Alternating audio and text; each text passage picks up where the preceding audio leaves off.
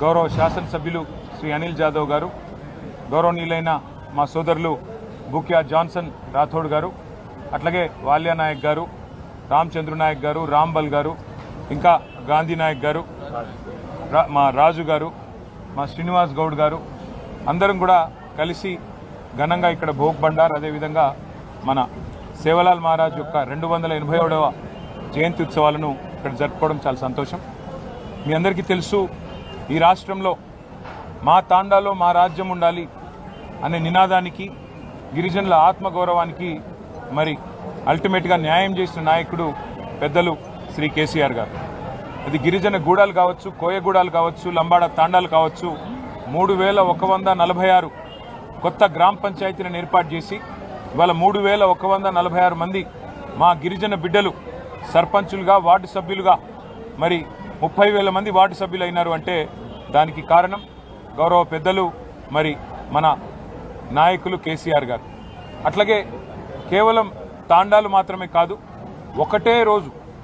ఒకే ఒక్క రోజు 4.5 లక్షల ఎకరాల పోడు పట్టాలిచ్చి గిరిజనులను వారి ఆత్మగౌరవాన్ని నిలబెట్టింది కూడా కేసీఆర్ గారు. జల్, జంగల్, జమీన్ అనే నినాదంతో ఆనాడు ఏ పోరాటం అయితే కొమరం భీం గారి నాయకత్వంలో జరిగిందో, ఆదివాసీల కోసం, గిరిజనుల కోసం మరి పోరాటం జరిగిందో, అదే పద్ధతుల్లో మరి అటు నీళ్లలో న్యాయం చేస్తూ, ఇటు పోడు భూముల పట్టాలిస్తూ, మరొక వైపు హరిత వనాలు పెంచుతూ, అట్లాగే వారి ఆత్మగౌరవాన్ని పెంచే విధంగా మరి బ్రహ్మాండంగా కేసీఆర్ గారి నాయకత్వంలో న్యాయం చేసుకున్నాం. అట్లాగే విద్యా ఉపాధి అవకాశాల్లో మెరుగైన అవకాశాలు గిరిజన బిడ్డలకు రావాలన్న ఉద్దేశంతో ఆశ్రమ పాఠశాలలు పెట్టి మా సత్యవతి రాథోడ్ గారి నాయకత్వంలో ఆనాడు పెద్ద ఎత్తున మా గిరిజన బిడ్డల కోసం మరి వందలాది గురుకుల పాఠశాలలు, జూనియర్ కాలేజీలు, డిగ్రీ కాలేజీలు కూడా పెట్టిన ఘనత బీఆర్ఎస్ ప్రభుత్వాన్ని, పెద్దలు కేసీఆర్ గారు. అట్లాగే కేసీఆర్ గారు మొదటి నుంచి చెప్తా వచ్చింది, తెలంగాణ రాష్ట్రం ఏర్పడితే గిరిజనులకు మరి ఉపాధి అవకాశాల్లో, విద్యలో రిజర్వేషన్లు పెరుగుతాయని ఏదైతే చెప్పారో చెప్పినట్టుగానే 6% నుంచి 10% రిజర్వేషన్లు పెంచి మరి చదువుకున్న గిరిజన బిడ్డలకి గొప్పగా అవకాశాలు ఇచ్చి వారి రిజర్వేషన్ల శాతం పెంచిన ఘనత కూడా కేసీఆర్ గారికి దక్కుతుంది. దాంతోపాటు మరి ఎవరైతే వ్యాపారవేత్తలుగా రాణించాలనుకుంటారో గిరిజన బిడ్డలు, వారి కోసం ఆనాడు కేసీఆర్ గారి నాయకత్వంలో సీఎం ఎస్టీ ఆంటర్ప్రినర్షిప్ ప్రోగ్రామ్ అని చెప్పి పెట్టి 200 మంది గిరిజన బిడ్డలకు మరి లక్షలాది రూపాయలు ప్రభుత్వ సబ్సిడీ ఇచ్చి వారికి ఇంట్రెస్ట్ లేకుండా మరి బ్యాంకు రుణాలు ఇప్పించి వారిని ఒక పారిశ్రామికవేత్తలుగా, ఔత్సాహిక బిజినెస్ మెన్గా కూడా తీర్చిదిద్దింది కేసీఆర్ గారి నాయకత్వం. కాబట్టి అన్ని రంగాలలో ఎన్ని రకాలుగా మరి న్యాయం చేయగలమో అన్ని రకాలుగా న్యాయం చేసే ప్రయత్నం చేసినాం. మా సోదరులు గుర్తు చేస్తున్నారు, ఓవర్సీస్ స్కాలర్షిప్లు కూడా ఇచ్చామని. అవి మాత్రమే కాదు, ఇంకా సేవాలాల్ బంజారా భవన్ ఇక్కడే బంజారా హిల్స్ నడిబొడ్డున కట్టిస్తాము అని మాటిచ్చారు.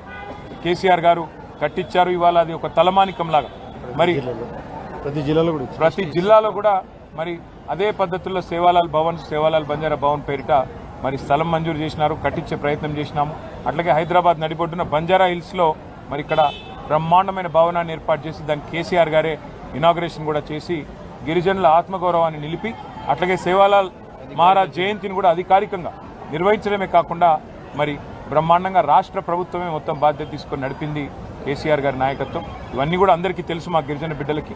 భవిష్యత్తులో మరిన్ని సేవలు కేసీఆర్ గారి నాయకత్వంలో తిరిగి ప్రభుత్వం ఏర్పడిన తర్వాత తాండాలలో ఇంటింటికి నీళ్ళు ఇచ్చిన కార్యక్రమం కానీ, ఇంకా మిగతా కార్యక్రమాలు కానీ ఇంకా ఉధృతంగా చేస్తాము. గిరిజనులకు అండగా నిలబడతాము. బంజారా సోదరులకి, సోదరిమణులకి మళ్ళొకసారి సేవాలాల్ జయంతి మరి సందర్భంగా మీకు అభినందనలు తెలియజేసుకుంటూ, దాంతోపాటు ఇవాళ మహాశివరాత్రి కూడా ఈరోజే ఉన్నది. మహాశివరాత్రి సందర్భంగా కూడా మరి రాష్ట్రంలోని ప్రతి తమ్ముడికి, ప్రతి అన్నకి, ప్రతి చెల్లికి, ప్రతి అక్కకి పేరు పేరున అందరికీ మహాశివరాత్రి పర్వదిన సందర్భంగా హృదయపూర్వకంగా శుభాకాంక్షలు. మరి ఆ శివుడి ఆశీర్వాదంతో ఈ రాష్ట్రం సుభిక్షంగా ఉండాలని, మీరందరూ మీ కుటుంబాలతో సంతోషంగా ఉండాలని మనసారా కోరుకుంటూ, వాళ్ళ 2 పండుగలు ఒకటే రోజు వచ్చినాయి, సేవాలాల్ జయంతి, శివరాత్రి. ఈ సందర్భంగా అందరూ పండుగ వాతావరణంలో మరి సుఖంగా సంతోషంగా ఉండాలని అభిలషిస్తూ అందరికీ నమస్కారం.